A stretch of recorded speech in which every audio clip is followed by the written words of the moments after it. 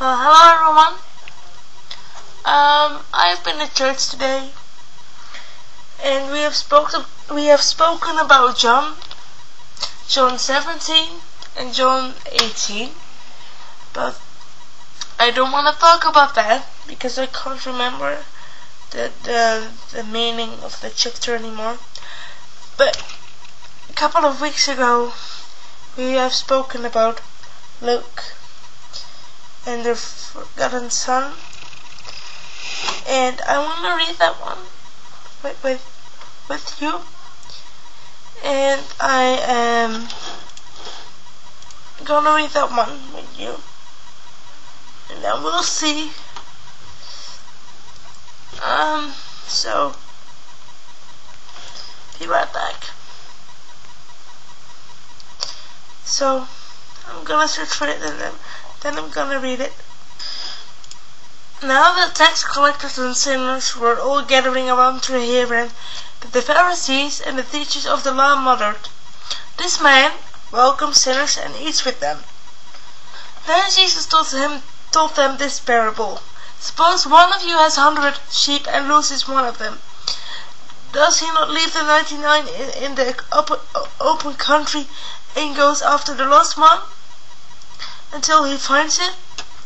And when he finds it, he joyfully puts it upon his shoulders and goes home. Then he calls his friends and neighbors together and says, 'Rejoice with me, I have found my lost sheep.' I tell you that in the same way there will be more rejoicing in heaven over one sinner who repents than over 99 righteous persons who don't need to repent." Well, that's the first thing that really gets me, because that chapter shows me how forgiving God is and how much He loves us, how much He loves me, So I'm very happy with that, The parable of the lost coin. Suppose a woman has 10 silver coins and loses one.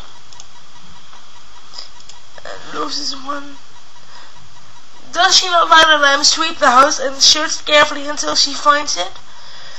And when she finds it, she calls her friends and neighbors together and says, "Rejoice with me, I have found my lost coin."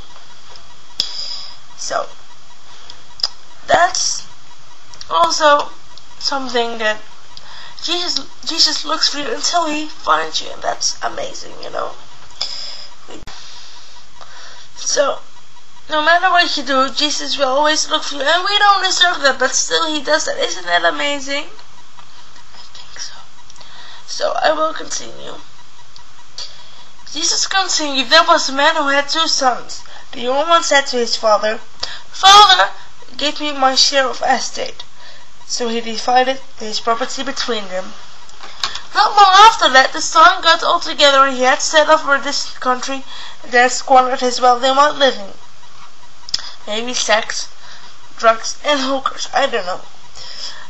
After he had spent everything, and he began to be in need, so he went and hired himself out of a citizen of that country, who sent him to his fields to feed the pigs. He longed to fill his stomach with the pods that the pigs were eating, but no one gave him anything. So, you can be alive and you can do whatever you want, but still, you always miss something, and you can't be like drugs, sex, rock and roll and stuff, but still, you might miss something. When he came to his senses, he said, 'How many of my father's hired men have food to spare, and here I am starving to death. I will set out and go back to my father and say to him, Father, I have sinned against heaven and against you. I am no longer worthy to be called your son. Make me like one of your hired men.' So he got up and went to his father." And now goes my favorite chapter. But while he was still a long way off, his father saw him and was filled with compassion for him.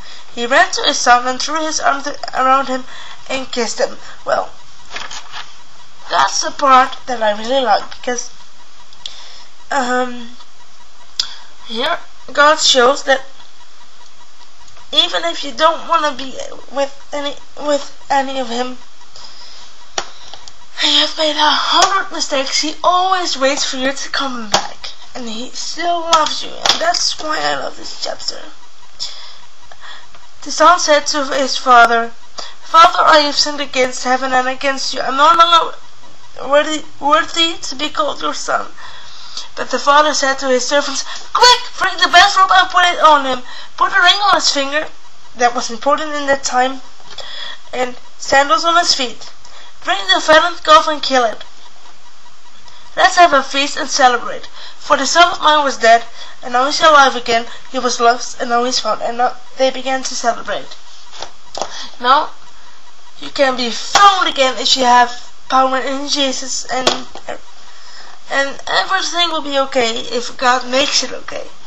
You only have to ask forgiveness, and he will give you that. Meanwhile, the other son was in the field.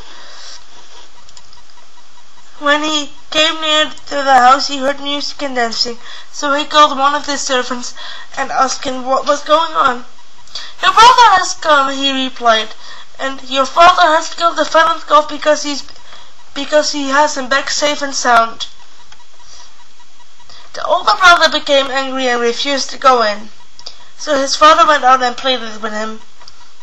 But he answered his father, "Look, all these years I have been slaving for you and never disobeyed your orders." So this means you can't be good at anything, but that doesn't make any sense. Yet you never gave me even a young goat so I could celebrate with my friends. But when this son of yours, who has squandered your property with prostitutes, come home, you killed the fattened calf for him. "My son," the father said, "you are always with me and everything I have is yours. But we had to celebrate and be glad, because this brother of yours is now found while he was dead. The brother of yours is alive, and he was dead, and he's alive again, so he has to celebrate. He's lost, and now he's found." That's such a strong. I love this chapter because it shows the grace of God. It shows the grace of God, and that's the most important thing we can ask for, isn't it? And I have been touched many times by this chapter, and I still have tears in my eyes when I read it. It's so amazing. And yeah, I think this is it for now, because I think you have to take a deep breath and go further. So, bye, I love you.